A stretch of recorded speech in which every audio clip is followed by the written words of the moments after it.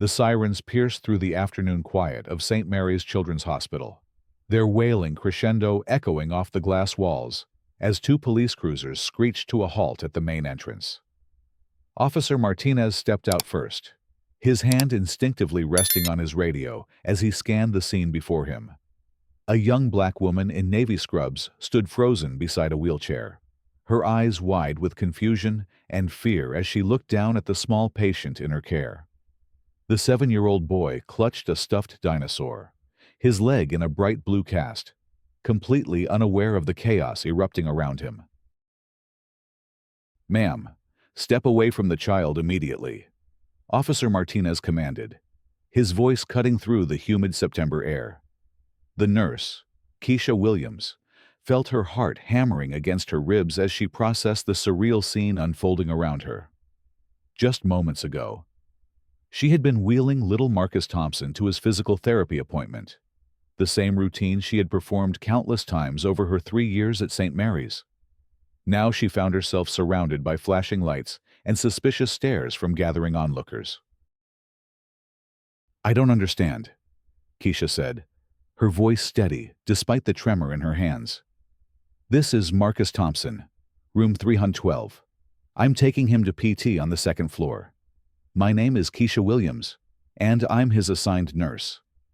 She reached slowly for her badge, the plastic ID card bearing her photograph and credentials swaying slightly as her fingers found it. Officer Rodriguez emerged from the second cruiser, his notepad already in hand. "We received a call about a possible abduction in progress." The caller stated she witnessed a black woman attempting to remove a child from the hospital premises without authorization. His eyes moved between Keisha and the wheelchair, taking in every detail of the scene. The absurdity of the situation crashed over Keisha like a cold wave. 3 years of dedicated service. 3 years of healing children and comforting families. 3 years of building trust and proving herself in a profession she loved more than anything in the world. And now she stood accused of the very thing that went against every fiber of her being. Marcus looked up at her with his bright brown eyes, confusion replacing the excitement he had shown moments earlier about his therapy session. "Can you show me your identification and explain your relationship to this child?" Officer Martinez asked, his tone professional but tinged with the weight of the serious allegations. Before Keisha could respond, the automatic doors of the hospital whooshed open, and Dr. Sarah Chen rushed out, her white coat billowing behind her. "Officers, what's going on here? Keisha is one of our most trusted pediatric nurses. She's been working with Marcus for the past 2 weeks since his surgery." The tension in the air was palpable as more hospital staff began to gather. Maintenance workers paused their duties. Visitors stopped their conversations, and even some patients pressed their faces against the windows to witness the unfolding drama. Keisha felt the weight of every stare, the judgment in every whispered conversation that carried on the afternoon breeze. That morning had started like any other for Keisha Williams. At 6 a.m., her alarm had chirped its familiar melody, and she had rolled out of bed in her small apartment just 15 minutes from the hospital. The routine was sacred to her shower. Coffee, review of patient charts over a quick breakfast of toast and fruit. She had looked forward to seeing Marcus, whose infectious smile had brightened even the most challenging days since his arrival after a playground accident that had shattered his femur. Keisha had discovered her calling in pediatric nursing during her clinical rotations in nursing school. There was something magical about working with children, something pure and hopeful that reminded her why she had chosen healthcare in the first place. Her grandmother, who had raised her after her parents died in a car accident when she was 12, had always said that Keisha had healing hands. "Child, you got a gift," she would say, watching Keisha tend to injured animals or comfort crying friends. "Don't you ever let nobody tell you different." At St. Mary's, Keisha had built a reputation for excellence. Her patient satisfaction scores were consistently the highest in the pediatric ward, and parents often requested her specifically when their children needed care. She had a way of making even the most frightened child laugh, of turning medical procedures into games, of helping families navigate the frightening world of childhood illness and injury. Marcus Thompson had been no exception. The energetic 7-year-old had been devastated when he learned that his broken leg would keep him from playing soccer for months. Keisha had spent hours with him, turning his physical therapy exercises into superhero training sessions, convincing him that his cast was actually armor that would make him stronger. She had watched him progress from tears and tantrums to determination and hope. Now, as she stood surrounded by police officers and growing crowds, Keisha felt the careful life she had built threatening to crumble around her. The accusation hung in the air like a toxic cloud, poisoning every relationship and achievement she had worked so hard to establish. "Doctor," Chen stepped forward, her voice firm and authoritative. "Officers, I can vouch for Nurse Williams completely. She has clearance to transport patients throughout the hospital. Marcus has a physical therapy appointment at 2:15, which is exactly where they were headed." She glanced at her watch, noting that it was now 2:20. Officer Martinez nodded, but his expression remained serious. "We understand, Doctor, but we need to follow protocol when allegations like this are made. Can you tell us who made the initial call?" As if summoned by the question, Karen Whitman emerged from behind a large potted plant near the hospital entrance. She was a woman in her mid-50s, with perfectly styled blonde hair and an expression of righteous indignation that seemed permanently etched into her features. Her designer handbag was clutched tightly in her manicured hands, and her voice carried the unmistakable tone of someone accustomed to being heard and obeyed. "I did," Karen announced, striding forward with purpose. "I saw this woman wheeling that poor child toward the parking lot, and something just didn't seem right. Call it mother's intuition, but I knew I had to act. I wasn't about to stand by and watch a child be taken from a hospital by someone who clearly doesn't belong here." The words hit Keisha like physical blows. "Doesn't belong here," she repeated, her professional composure beginning to crack. "I work here. I've worked here for 3 years. I belong here more than you do." Karen's eyes narrowed, and she took a step closer to the officers. "Look, I'm just trying to protect children. This woman was clearly attempting to remove that boy from the hospital without proper authorization. I've been volunteering in hospitals for 20 years, and I know suspicious behavior when I see it." "What exactly did you observe?" Officer Rodriguez asked, his pen poised over his notepad. Karen gestured dramatically toward Keisha and Marcus. "I saw her pushing that wheelchair very quickly toward the exit. She kept looking around nervously, like she was trying not to be seen. When I asked her where she was taking the child, she was evasive and rude. That's when I knew something was wrong and called 911. Keisha felt her anger rising, hot and fierce in her chest. "I was taking Marcus to physical therapy, which is located on the 2nd floor. I was moving quickly because we were running late, and I was looking around because I was making sure the hallway was clear for the wheelchair. When you stopped me, I tried to explain, but you wouldn't listen. You just kept insisting that I was doing something wrong." The confrontation was drawing more attention by the minute. Hospital staff members were clustering near the entrance, their faces reflecting a mixture of shock, anger, and disbelief. Many of them had worked alongside Keisha for years and knew her character intimately. Dr. Patricia Young, the head of pediatric surgery, pushed through the growing crowd, her face flushed with indignation. "This is absolutely ridiculous," Dr. Young declared, her voice carrying the authority of her 25 years in medicine. Keisha Williams is one of the finest nurses I've ever had the privilege to work with.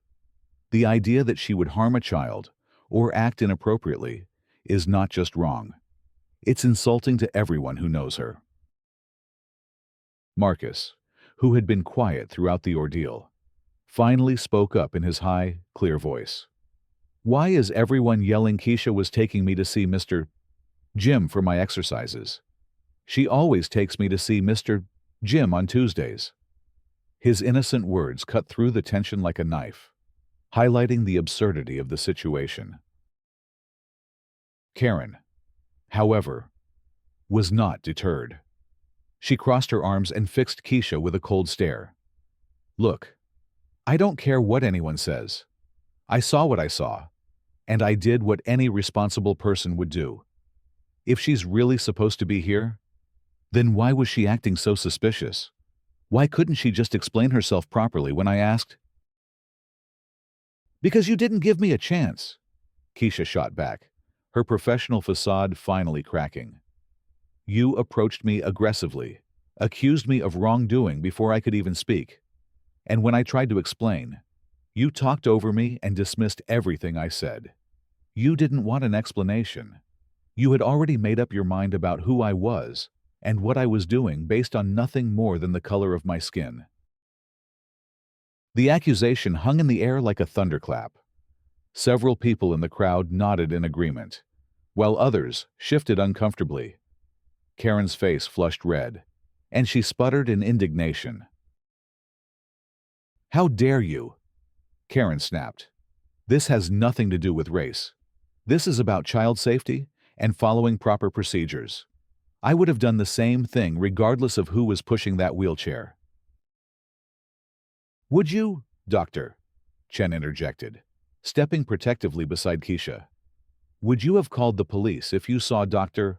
Patterson, who's white, walking with a patient? Would you have assumed the worst if it had been Susan from nursing, who's also white? Or is it just when you see a young black woman that your first instinct is to assume criminal activity?" The question struck home, and Karen's defensive posture became even more pronounced.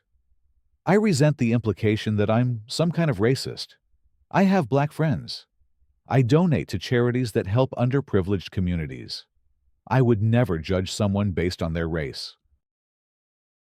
Officer Martinez, who had been observing the exchange with growing unease, cleared his throat. "Let's focus on the facts here. Dr. Chen, can you confirm that Nurse Williams had authorization to transport this patient?" "Absolutely," Dr. Chen replied without hesitation. "Marcus has physical therapy every Tuesday and Thursday at 2:15. Keisha is his primary nurse and has transported him to these appointments multiple times. There's nothing unusual or unauthorized about what she was doing." Officer Rodriguez looked up from his notepad.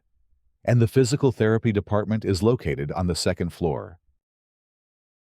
"That's correct," Dr. Young confirmed. "The elevators are accessed through the main lobby, which is where they were headed when this incident occurred." The weight of evidence was clearly stacking up in Keisha's favor, but the damage to her dignity and reputation felt irreversible. She could see the doubt in some people's eyes, the way they looked at her differently now that the seed of suspicion had been planted. Even if she was completely vindicated, would people always wonder? Would parents request different nurses for their children? Would her colleagues treat her with the same respect and trust? As if reading her thoughts, Marcus reached up from his wheelchair and tugged on her scrub top. "Keisha, are we still going to do our exercises, Mr. Jim said today, we're going to work on making my legs super strong like a robot." His innocent question brought tears to her eyes and steel to her spine. "Yes, sweetheart," she said softly, smoothing his hair. "We're definitely still going to your appointment." Karen, sensing that the situation was turning against her, doubled down on her position. "Look, maybe I was wrong about the specifics, but I still think I did the right thing. Better safe than sorry when it comes to children. If people would just communicate better and be more professional. These misunderstandings wouldn't happen. The victim blaming inherent in her statement sparked outrage among the hospital staff.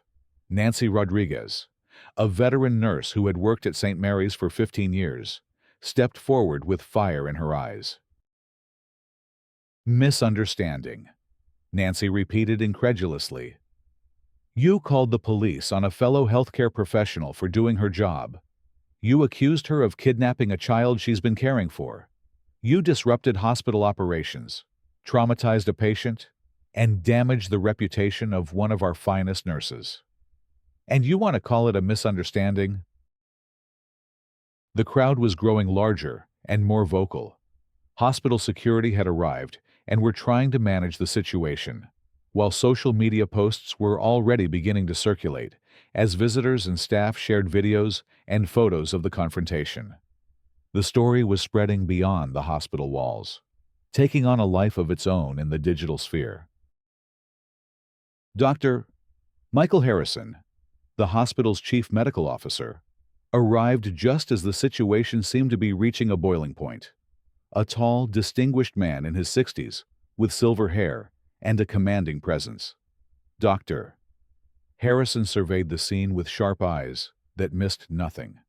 He had been in emergency meetings all afternoon and had only learned of the situation when his assistant burst into the conference room with news of police activity in the lobby. What exactly is happening here? Dr. Harrison asked, his voice cutting through the chatter and commanding immediate attention. Officer Martinez stepped forward to provide a summary, but Dr. Harrison held up a hand to stop him. Instead, he turned to Keisha, his expression gentle but serious. Nurse Williams, can you please explain the situation from your perspective? Keisha took a deep breath, grateful for the opportunity to tell her story without interruption. She explained about Marcus's appointment, the routine nature of the transport, Karen's aggressive confrontation, and the escalation that followed. Her voice remained steady and professional throughout, even as she described the humiliation and confusion she had experienced. When she finished, Dr. Harrison nodded thoughtfully. Thank you for that clear explanation. He then turned to Karen. Ma'am, I understand you're the one who placed the 911 call. Karen straightened, clearly expecting support from the hospital's leadership. Yes, I did what any concerned citizen would do when they see suspicious activity involving a child. I'm actually quite shocked by the hostility I've encountered here today. I was trying to help. Can you describe exactly what you observed that made you believe intervention was necessary? Dr. Harrison asked, his tone neutral but penetrating. As Karen repeated her account, the flaws in her reasoning became even more apparent. She admitted she had not witnessed any actual wrongdoing, had not seen any signs of distress from the child, and had not attempted to verify the situation through proper channels before calling police. Her justification continued to rest on vague feelings and assumptions rather than concrete evidence. Dr. Harrison listened without comment until she finished. Then, he turned to the police officers. Gentlemen, I appreciate your prompt response to this call. However, I can confirm that everything Nurse Williams has told you is accurate. She is indeed authorized to transport patients. Marcus Thompson is scheduled for physical therapy, and there has been no violation of hospital protocol or policy. Officer Rodriguez closed his notepad with a snap. In that case, it appears this was a false alarm. We'll need to file a report about the incident, but there are clearly no grounds for any charges against Nurse Williams. The relief that washed over Keisha was almost overwhelming, but it was tempered by the realization that the damage had already been done. The accusation would follow her, whispered about in break rooms and discussed in parking lots. Her reputation, built so carefully over years of dedicated service, had been tarnished in a matter of minutes by one person's prejudice and assumptions. Karen, faced with the collapse of her accusations, began to backtrack. Well, I'm glad everything worked out. I just want everyone to know that I had the best intentions. I was only trying to protect a child. No. Doctor, Harrison said firmly, his professional demeanor shifting to something more stern. What you did was make a false accusation against a healthcare professional based on no evidence whatsoever. You disrupted hospital operations, caused unnecessary trauma to a patient and his nurse, and wasted valuable police resources. This is not something we take lightly. The crowd around them had grown silent, sensing the shift in the conversation's tone. Doctor, Harrison continued, his voice carrying the weight of institutional authority. St. Mary's Children's Hospital has a zero-tolerance policy for harassment and discrimination of our staff members. What happened here today was completely unacceptable, and there will be consequences. Karen's confident facade began to crumble. Now wait just a minute. I don't think anyone needs to get carried away here. I made a mistake, but it was an honest mistake. Surely that doesn't warrant any kind of punishment. An honest mistake would have been approaching hospital security or asking to speak with a supervisor. Doctor, Harrison replied coolly. An honest mistake would have been giving Nurse Williams the opportunity to explain before jumping to conclusions. What you did was make assumptions based on prejudice and act on those assumptions in a way that caused real harm. The police officers, recognizing that their role in the immediate situation was complete, began to gather their equipment. However, Officer Martinez approached Dr. Harrison with a serious expression. Sir, given that this was clearly a false report, we may need to consider filing charges against the complainant. False reporting to police is a misdemeanor offense, and it appears that's exactly what occurred here. Karen's face went pale. Charges? You can't be serious. I called the police because I thought a child was in danger. That's not a crime.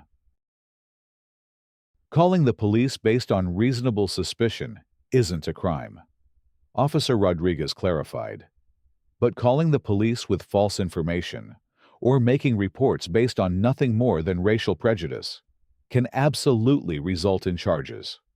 We'll need to review the entire incident and determine how to proceed. The reality of her situation was beginning to dawn on Karen. What had started as an attempt to assert her authority and feed her sense of righteousness was now threatening to result in legal consequences. She looked around desperately for support, but found only hostile or disappointed faces staring back at her. Doctor, Harrison addressed the growing crowd of hospital staff and visitors. I want everyone here to understand something clearly. Nurse Williams is a valued member of our team who has shown nothing but professionalism and dedication in her 3 years at St. Mary's. What happened today does not reflect on her character or competence in any way. It does, however, reflect poorly on anyone who would make assumptions about our staff based on their appearance or race. The applause that followed was spontaneous and heartfelt. Keisha felt tears stinging her eyes as her colleagues and even strangers showed their support. Marcus clapped too, his small hands creating a sweet percussion that somehow made the moment even more meaningful. But the drama was far from over. As the crowd began to disperse and normal hospital operations attempted to resume, Dr. Harrison made an announcement that sent shockwaves through everyone present. There's something else you all need to know, he said, his voice carrying easily across the lobby. This isn't the first incident we've had with Ms. Whitman. Over the past 6 months, we've received multiple complaints about her behavior toward our staff members. She has verbally accosted nurses, questioned the credentials of our doctors, and created disturbances in patient care areas. We've documented several instances where she's made inappropriate comments about staff members' qualifications based on their race or ethnicity. The revelation hit like a bombshell. Murmurs rippled through the crowd as people processed this new information. Karen's pattern of behavior was suddenly revealed to be much more extensive and troubling than a single incident. Dr. Harrison continued, "What makes this particularly egregious is that Ms. Whitman is not just a random visitor. She's the wife of board member Robert Whitman, and she's been using that connection to intimidate our staff and avoid consequences for her actions. Today's incident is simply the most public and serious escalation of an ongoing pattern of harassment." The gasps that followed this revelation were audible throughout the lobby. The pieces of the puzzle were falling into place, painting a picture of systematic harassment that had been allowed to continue because of Karen's connections and influence. Nancy Rodriguez stepped forward, her voice shaking with emotion. "She questioned my credentials in front of a patient's family last month. She asked if I was really qualified to be giving medications and suggested they request a more experienced nurse. I reported it, but nothing happened." Dr. Lisa Patel, a resident physician of Indian descent, added her voice to the chorus. "She cornered me in the hallway 3 weeks ago and asked if I was really a doctor or just some kind of assistant. When I showed her my badge, she said foreign medical degrees weren't the same as American ones. I was born in Ohio." More stories began to emerge as staff members found the courage to speak up. A pattern of racial profiling, harassment, and intimidation became clear, painting Karen not as someone who had made a single mistake, but as someone who had been systematically targeting healthcare professionals of color for months. Karen's face had gone from pale to bright red as the testimonies mounted. "This is ridiculous," she sputtered. "These people are obviously ganging up on me because they're embarrassed about today. I've never done anything inappropriate. I'm married to a board member. For heaven's sake." "Yes, you are," Dr. Harrison agreed grimly. "And that's exactly the problem. You've been using your husband's position to shield yourself from consequences while systematically harassing our staff. Today's incident was just the final straw." He pulled out his phone and made a quick call. "Security, please escort Ms. Whitman from the premises immediately. She is banned from all hospital property, pending a full investigation into her conduct. Any future attempts to enter the hospital should be treated as trespassing." Karen's mouth fell open in shock. "You can't do this to me. My husband is on the board of directors. When he hears about this treatment, there will be consequences for all of you." "Your husband has already been informed," Dr. Harrison replied coolly. "In fact, he's the one who authorized the investigation into your behavior. Apparently, you've been causing problems at other facilities where he serves on boards as well.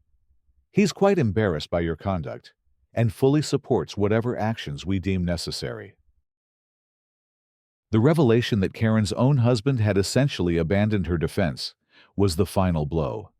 Her confident, righteous demeanor crumbled completely, replaced by the desperate scrambling of someone who suddenly realized they had overplayed their hand catastrophically. Security officers arrived to escort Karen from the building, but she wasn't finished making her case. "This is all blown out of proportion," she called out as she was led away. "I was trying to protect children. I was following my instincts. If people would just act more professionally and communicate better, these things wouldn't happen."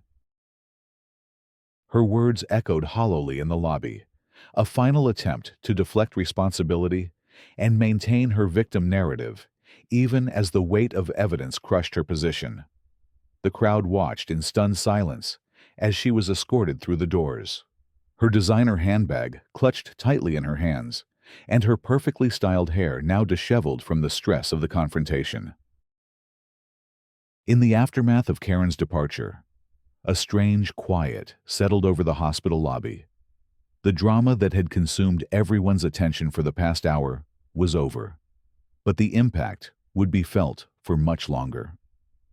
Keisha stood beside Marcus's wheelchair, emotionally drained, but grateful for the support she had received from her colleagues and supervisors. Dr. Harrison approached her with a gentle expression. Nurse Williams, I want to personally apologize for what you experienced today. No member of our staff should ever have to endure that kind of treatment. And I'm sorry it took so long for us to address the pattern of behavior that led to this incident. Keisha nodded, her voice thick with emotion. Thank you, Dr. Harrison. I love my job. I love these kids. The thought that someone could question my dedication to their care, could suggest that I would harm them. She trailed off, unable to finish the sentence. No one who knows you would ever question your dedication, Dr. Harrison assured her. Your patient outcomes speak for themselves, as does the love and respect you've earned from families and colleagues alike. What happened today reflects nothing about your character and everything about the character of the person who made those accusations. Marcus tugged on Keisha's scrub top again. Can we go see Mr. Jim? Now I want to show him how strong my leg is getting. His simple request brought smiles to the faces of everyone within earshot, a reminder of what was truly important in the midst of all the adult drama and conflict. Absolutely, sweetheart, Keisha said, her professional demeanor reasserting itself. We're going to be a little late, but I think Mr. Jim will understand. She looked around at the lingering crowd and the police officers who were finishing their paperwork. Are we free to continue with our scheduled appointment? Officer Martinez nodded. You're completely clear to go. Nurse Williams, again, I apologize for the disruption. We have to respond to all calls, but I'm glad we were able to sort this out quickly. As Keisha began to push Marcus's wheelchair toward the elevators, spontaneous applause broke out again among the hospital staff. The sound followed them across the lobby, a show of solidarity and support that helped heal some of the wounds inflicted by the false accusations. The elevator doors closed behind them, finally providing a moment of quiet privacy. Marcus looked up at Keisha with his bright, intelligent eyes. Why were those people being mean to you? Keisha, you're the best nurse in the whole hospital. Keisha knelt beside his wheelchair, bringing herself to his eye level. Sometimes, sweetheart, people make mistakes about other people. They think they know something without really understanding the whole story. But you know what's important. The truth always comes out in the end, and the people who care about us will always stand up for what's right. Marcus nodded solemnly, processing her words with the serious consideration that children bring to adult explanations. I'm glad everyone stood up for you. You take such good care of me and all the other kids. That lady was wrong to say mean things. The elevator opened on the second floor, and they made their way to the physical therapy department. Jim Martinez, the head therapist, was waiting for them with his usual warm smile, though Keisha could see concern in his eyes. Word of the incident had already spread throughout the hospital. Sorry we're running late, Jim, Keisha said as they entered the therapy room. We had a little unexpected drama downstairs. Jim's expression hardened. I heard, absolutely ridiculous. You're one of the most professional people I've ever worked with.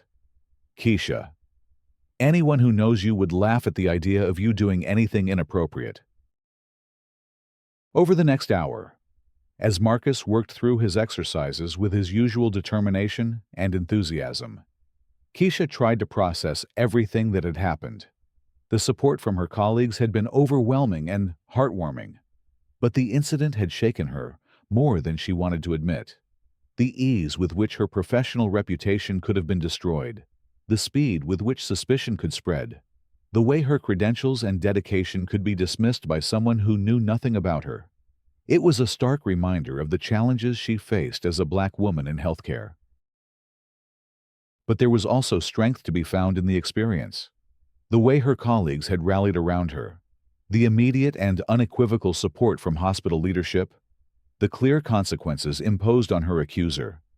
These responses gave her hope that St. Mary's truly was committed to protecting its staff from discrimination and harassment. As the physical therapy session concluded, and she prepared to take Marcus back to his room, Keisha received a text message that made her smile for the first time since the ordeal began. It was from Dr. Harrison. Emergency meeting of all department heads at 4 p.m. to discuss new protocols for preventing harassment of staff. Your input would be valuable if you're willing to participate. The message represented more than just an invitation to a meeting.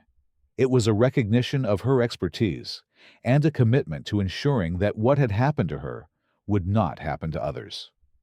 She quickly typed back her acceptance, feeling a renewed sense of purpose and determination. Back in Marcus's room, she helped him settle into bed and updated his chart with notes from the therapy session.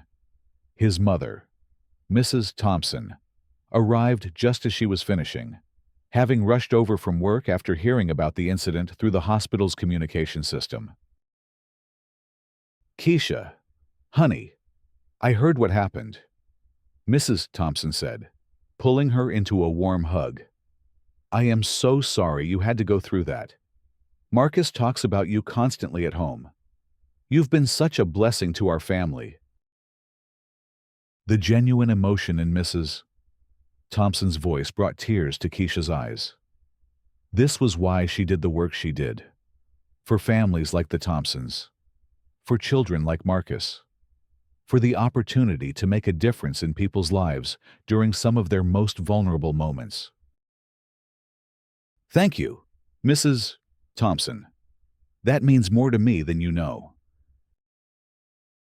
As her shift continued, Keisha found herself surrounded by an outpouring of support from throughout the hospital. Colleagues stopped by to check on her. Patients' families expressed their appreciation for her care. And even some visitors who had witnessed the incident approached her to offer their support and apologize for what she had endured. The 4 o'clock meeting proved to be a turning point for the entire hospital. Dr.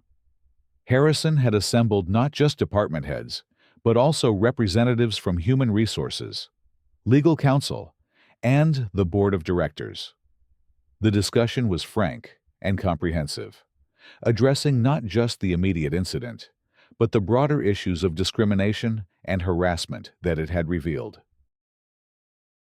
Keisha found her voice in that meeting, sharing not just her own experience, but speaking on behalf of other staff members who had faced similar treatment.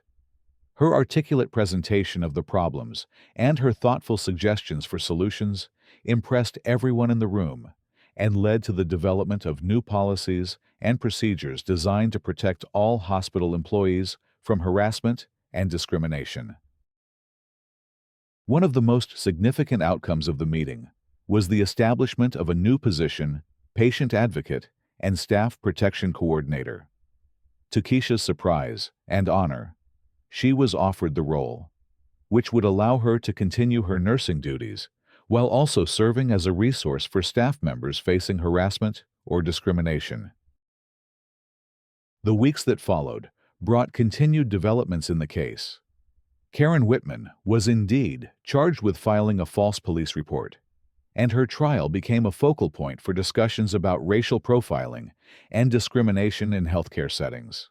The evidence of her pattern of harassment was overwhelming, and she eventually pled guilty to reduced charges in exchange for community service and mandatory sensitivity training.